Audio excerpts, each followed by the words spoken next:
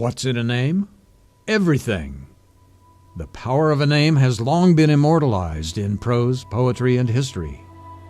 It is your face to the world, your ambassador of quality that reflects your ideals and aspirations. Thompson's, a name, a family, a tradition of excellence. So it is with Thompson's Buick GMC dealership at 55 Placerville Drive, home of new and used Buick and GMC cars, trucks, and SUVs. At Thompson's, each of our professional and friendly sales staff are here to meet or exceed your highest expectations. And our professional staff and factory-trained and certified technicians will keep your car, truck, or SUV running in perfect condition.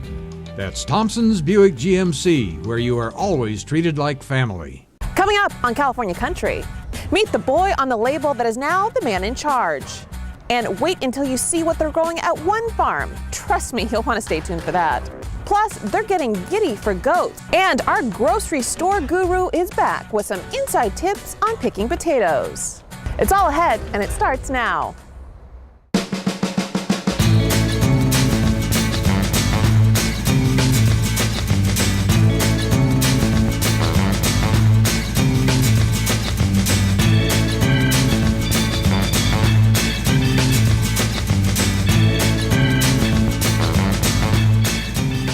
Welcome to California Country. I'm your host, Tracy Sellers.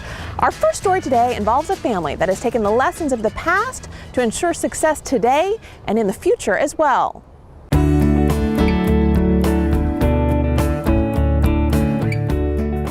Take a walk through your average produce aisle these days, and there are more choices than ever. But one farm has a very eye-catching marketing strategy to entice you, and it all has to do with the bright picture of a little boy named Andy. But have you ever stopped to wonder, who is this Andy Boy guy anyway? Andy Boy's my father, Andy DeRigo. He's the face on the label, and yes, a lot of people ask, is there an Andy Boy? I said, yes, there is. Who is this? Yep, it's me. Oh. You see, when folks around here say Andy DeRigo is the face of Andy Boy Produce, they mean it, literally. Now 86 years young, he, along with his daughter Margaret and son John, run one of the most successful farms in the Salinas Valley. It all started back in the early 1900s when Andy's dad and uncle immigrated from Sicily and went through Ellis Island. They were both teenagers and spoke barely any English, but they had a dream for something better. This is the American dream, where people see opportunity. I don't know how my grandfather, with living there, could scrape up enough money to put 2 kids on a boat to the United States, and probably knowing they never see him again. But they knew there was no opportunity there where they lived. And I think that's what the United States is all about. The 2 brothers started their operation in New York, but then moved out west to begin growing fruits and vegetables. And in 1927, Stephen trademarked the name Andy Boy in honor of his son. The company became the first ever brand of fresh vegetables in the United States and has been recognized for more than 80 years now as a leading brand in the business. Today, the farm is feeding the nation by harvesting more than 30,000 acres of fresh vegetables, all packed under the Andy Boy brand. And while they farm a wide variety of produce, some of their biggest sellers as of late are romaine hearts, broccoli rabe, and a big hit among culinary professionals, fennel. This is the field of fennel, and you'll notice it's got a nice white bulb and a beautiful fern, and really all the plants usable in cooking. Cooking with it is one thing, but just getting people to try it is the first thing farmers like the DeRigos hope to do. Recently, they teamed up with local chef Todd Fisher, and together the farming team and the Cooking Whiz whipped up new recipes for some old favorites. And in the end, they came up with a whole new way to get people to eat their veggies. To see the realization on people's face when you prepare it properly and they go, wow, this is something that I really like this now, as opposed to this astringent, bitter vegetable. So I like working with it because it's a challenge for me as a chef, but it's also so gratifying to see a guest enjoy something that they may not have otherwise had the opportunity to try. Well, this is the rapini dipperini. So it's got the rapini and the caramelized fennel in there, done in that low-fat yogurt. So it's really nice, light, and vibrant. Kind of a twist on a classic French onion dip. Their success means the family has also given back to their community. They've donated more than $1 million to breast cancer research over the last 10 years, all in an effort to keep folks eating and feeling healthy. And despite the hands of time passing on the clock, one thing that hasn't passed this farming family by is the appreciation of staying true to the patriarch's core beliefs. And I think probably the neatest thing is that we still, the company today still has the same values that it had when it was founded, the quality, consistency, and value. Those are the things that we always talk about, and our company still really uses those as our cornerstone today. So I think that's pretty amazing. Well, there's two things. First of all, you got to get a family that gets along. And the second thing is that we have just been dedicated to producing a quality product. And we love our work, as I say. I should be retired, but I'd probably be divorced if I was, because I'd be too much time at home. For California Country, I'm Tracy Sellers. By the way, if you like those recipes that Chef Todd whipped up, they're actually on our website, so check them out. Coming up next, there are a lot of farms in California, but none quite like this next one. Stay tuned for it after the break.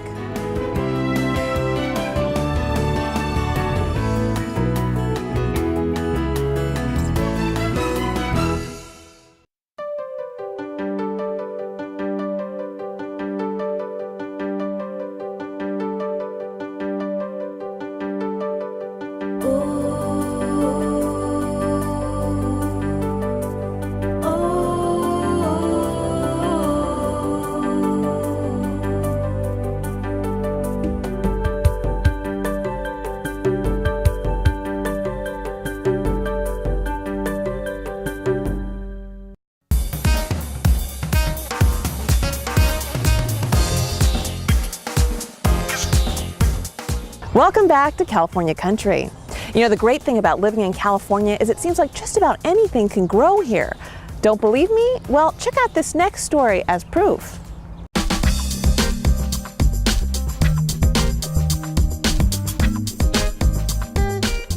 So I've been working on the show for probably about 8 years now, and I am still amazed at all of the things that can grow here in California, including this guy. What the heck is this? Any guesses?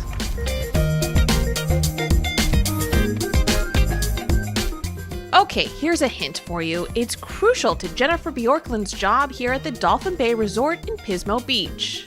Yes, people definitely comment on them. They like them. They like the fact that they're green because they're grown locally in Napomo, about 20 minutes away from here. So if you haven't guessed by now, we're talking about the loofah sponge. Believe it or not, but folks have been growing them for more than 10,000 years now, and today you can find a fresh batch of them ready for harvest at Deanne Kuhn's unique farm in Napomo.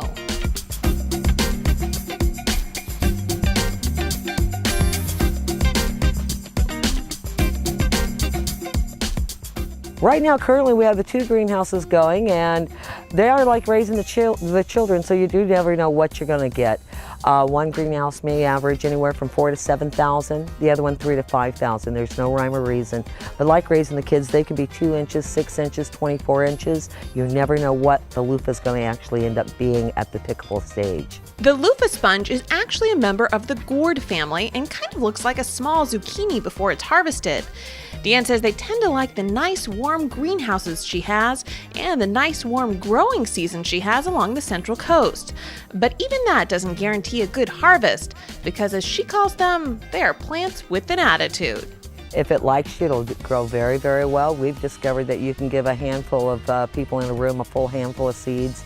Out of 5 or 10 of them, only a few of them will actually get a vinage. Out of that vinage, only a few will actually be able to have a pickable loofah.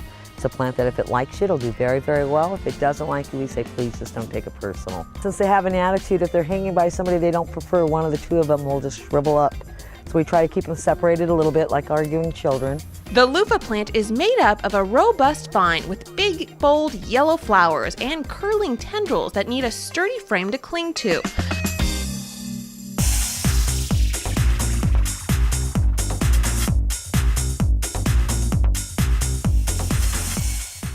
Their growing cycle is totally unpredictable. Some days they might not grow at all, and other days they might grow rapidly, from half an inch to a whole inch in just one day. And then whenever the gourd reaches its maximum weight for the vine, it will cut off nutrients and then the gourd will begin to dry out. So whether it's 5 inches, 26 inches, there's no rhyme or reason, just like raising the kids. The day that they wake up and say, that's it, I'm too heavy, they go through an automatic different life cycle. They'll actually begin sucking everything out. It'll redistribute to each and every other loofah that's growing on this guy's mother vine. And as it does that, it'll go from this big, big, heavy, heavy green to some of the lighter yellow ones that you do see hanging.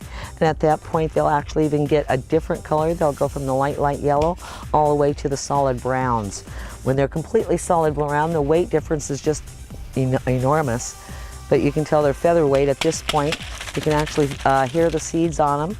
And at this point, you can simply peel and discover your loofah that's hiding on the inside. Well, they clearly like Deanne because she is growing about 3,000 to 4,000 loofahs here a year. And what started out as a part-time hobby has turned into a full-time job, thanks in part to the continued interest level of visitors who, like me, were aloof to loofahs before meeting Deanne. Wow, not a question. Most of their expression is, wow, I never knew. When they find out that, number one, we're not going to the ocean. Number two, we're not growing in big water vats. Most people, when you say the word sponge, mainly because of SpongeBob being around on TV, most people, you say the word sponge, they automatically go to the ocean. Yeah, the girls at the spa said you don't even put any lotion or anything on it, just a little water and it exfoliates. They soften right up, and just whether you're using them for cleaning or bathing, they're just ultimately soft. That's good. Very inviting and enjoyable. You were the loofah whisperer. There we go. Oh, you are. You're the loofah whisperer. I've heard that somewhere before. And Deanne has even expanded the operation in recent years to include a small retail store where visitors can now buy the loofahs and soaps and lotions she makes at the farm. It was just simply a pipe dream. Build it and they'll come. Watch out what you wish for. It might just happen. There was no way to write any kind of a plan. All I can tell you is that every time you mention the word loofah and you start talking about our loofahs at least, most people are just simply so amazed and surprised, especially when they touch one of our loofahs, so much different. But no, there's no way of writing a game plan for this one. Deanne says drop by the loofah farm anytime. You don't even need an appointment. And for groups of 8 or more, she'll even bake you cookies. But massages, those might cost you extra. But you can ask. For California Country, I'm Tracy Sellers.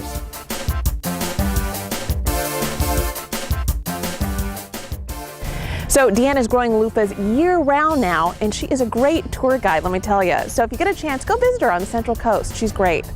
Coming up next, we'll meet a farmer and a chef that have built a special farm friendship. See what brought them together coming up after the break.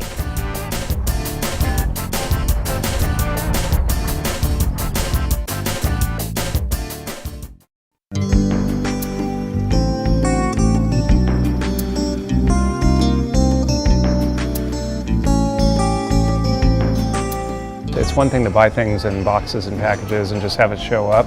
It's another thing to actually know where that is produced and where it's come from and how it's produced. I think it even goes further when you have some kind of personal connection to it.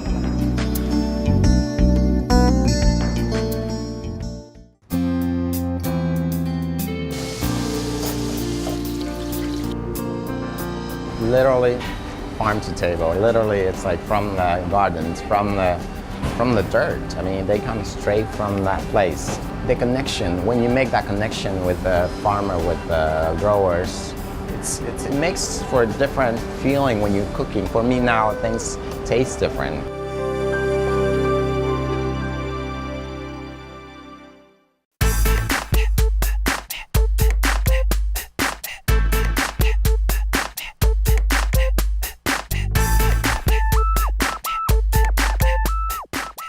Welcome back to California Country. You know, one of the fastest growing areas in the cheese market is the goat cheese section. And we met one farmer who just got into the business, but thinks she has found the secret to success.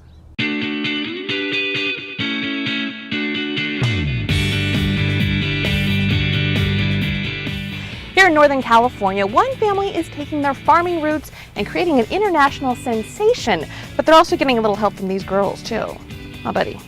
These girls are just part of another day at the office for Deneen Ashcraft and her husband Mark. And their office is North Valley Farms in Cottonwood, where it's not hard to see the herd in charge here.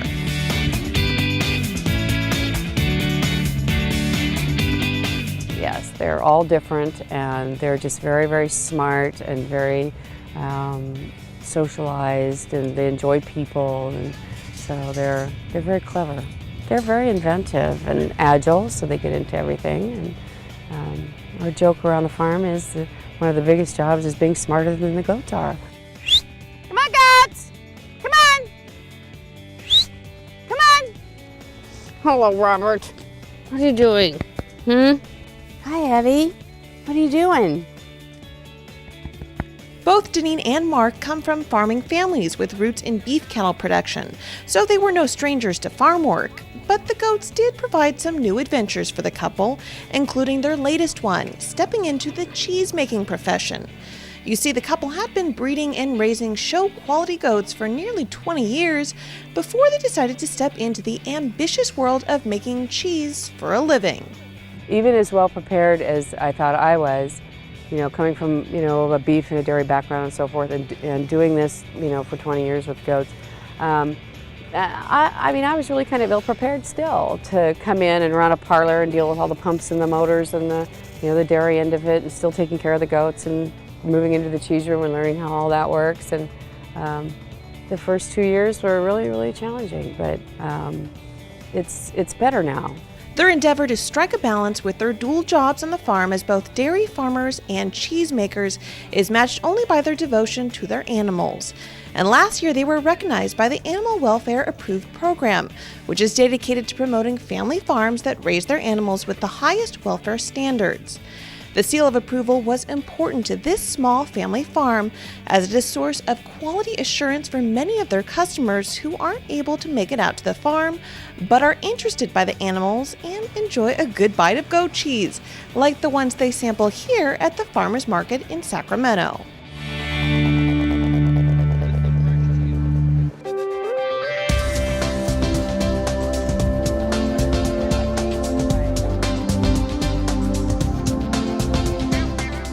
These are samples. Okay. So if you have any questions, feel free to ask questions about the farm or the animals.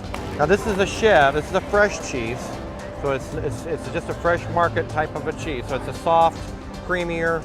Put this on. You can use either one on salads, crackers. It's a little firmer. What is this? That's feta. We like to do the markets. Basically, gives us a chance to meet our clientele, where they critique our product. We get good feedback from them as well on what they would like, what types of cheeses they like, how much they appreciate the product, and we get lots of good questions about the farm. Thanks to their growing fan base, the North Valley Farm cheeses are gaining some much-deserved recognition and awards. They have not only earned a gold medal in the state fair competition, but also a gold medal in the U.S. cheese competition, beating out such heavyweights as Kraft for their fresh goat cheese. Such national attention hasn't gone unnoticed locally either, as they are catching the eyes of local chefs, including grain chef Michael Toohey, who just stumbled upon the product by accident.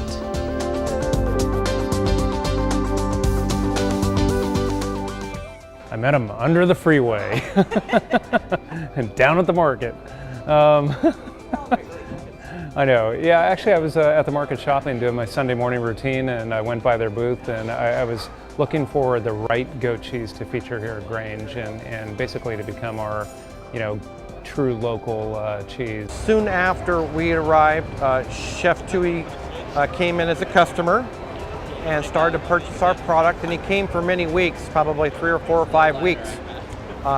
We didn't know who he was just an individual, just another customer, and he was very complimentary, of course, on our product. And then he introduced himself and who he was, and they were starting the new restaurant downtown. Sourcing local ingredients has always been at the top of Michael's list in terms of planning out his menus at Grange, but getting to visit the farm, make his own cheese, and meet the goats behind all of it, well, that was way too much to ignore, and thus a farm friendship was born. And so these are the ones that you've ordered that'll go back to the Grange with you. So we'll go ahead and wrap these for you here shortly.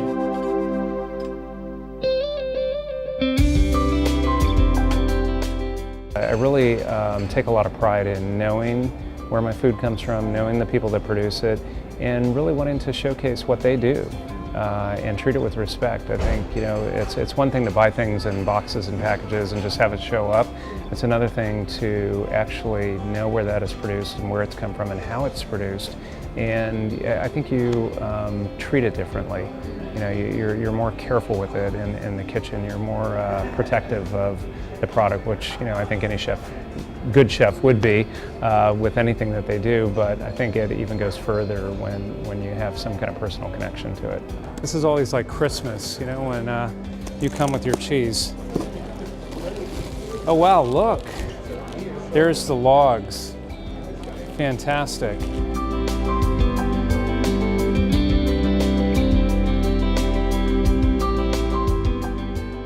That's a nice goat cheese salad. You know, we're really mindful of the fact that it takes more effort on the chef's part to develop relationships and actually buy directly from a farm. You know, it is an easier gig to just use a distributor and just go down the list of what you need and have it delivered and then write one check. So, you know, we're mindful of the effort that he puts into working with producers. Michael says that he now uses about 30 pounds of the product every week at the restaurant and continues to be inspired by the bounty of farmers, ranchers, and artisans like the Ashcrafts who produce world-class food while still keeping true to their small family farming roots. And this special union between foodies, farmers, and four-legged friends continues to invigorate all as they gallop into the future. For California Country, I'm Tracy Sellers. And last year, North Valley Farms won second place for their feta cheese at the American Cheese Society Awards, which are kind of like the Oscars of the cheese business. So congratulations, Mark and Deneen. Well, coming up next, we're hitting the produce aisle and finding out how to pick the tastiest tubers. That's next.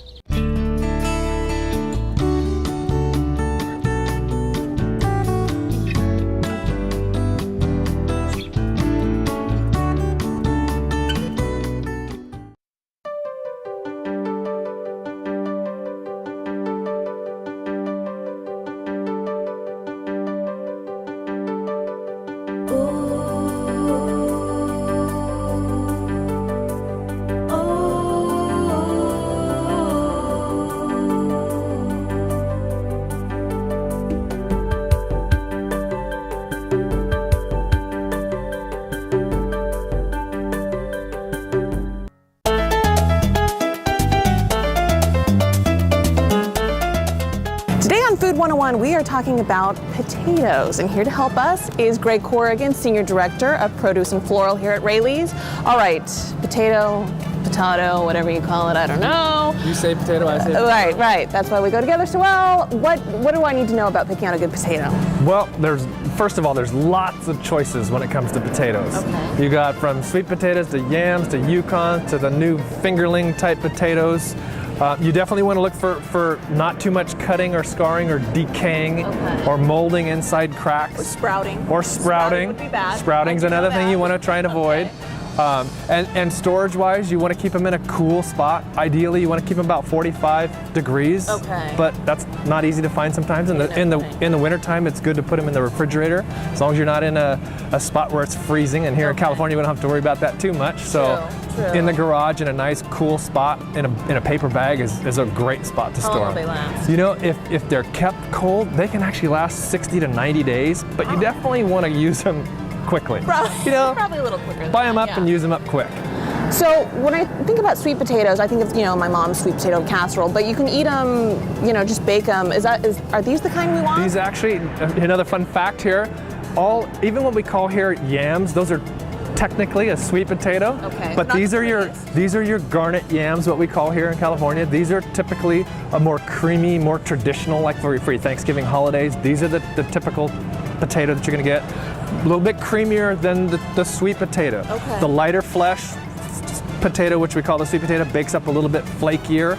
So a lot of people like that sweet potato, that more flaky, bakey potato type flavor. Okay. But there's the difference. One's a little bit more creamy, one's a little more flaky. Okay. super healthy for you. Very good for you. A lot of people don't realize how much potassium and vitamin C is in a potato. Vitamin C, really? Huge amounts, lots of vitamins. In fact, 60+% of a daily allowance on vitamin C in a potato. Wow, okay. So if we want the more traditional potato, there's even varieties of that we can pick here. The russet you can see here, which is a very, our most popular, is absolutely the russet potato. Nice white flesh in there, compared to some of the cool, the yellow flesh, like the Yukons, which is a little more buttery, and you can see some of the difference in color there. A little more creamy, buttery texture. We like that. The russet's gonna cook up a little bit flakier than, say, a red or a Yukon Gold. And if you're doing salads, potato salads, definitely go for the red potato. Okay. A little creamier, holds together a little bit better in that salad. Okay. Great for the picnics and the holidays and the 4th of July and all that kind of stuff. Okay, so lots of varieties here. So whatever you like, you've got something for everybody, really. Something for everybody. Okay, fabulous. Thank you.